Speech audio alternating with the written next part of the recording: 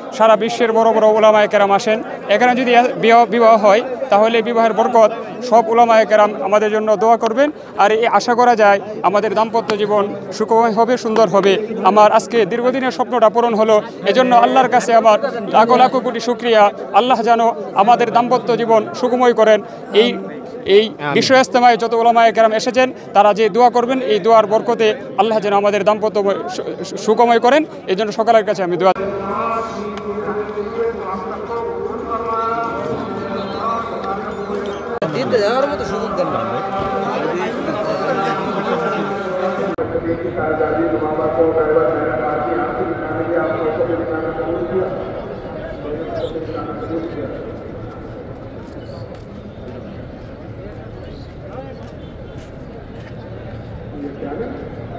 আল্লাহ তাআলা আমাদেরকে দিয়েছেন।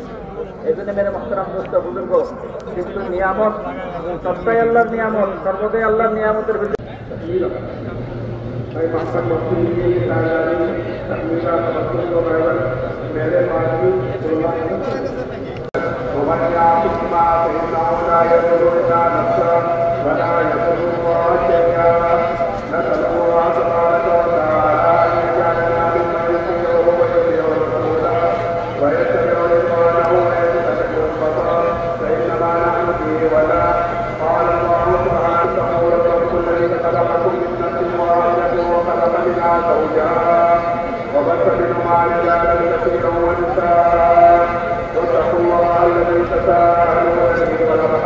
ভালো লাগছে যে তো যেন পড়াইলাম এখানে ভালো লাগছে যে তো ফায়দা আছে তাই পড়াইছে এখানে।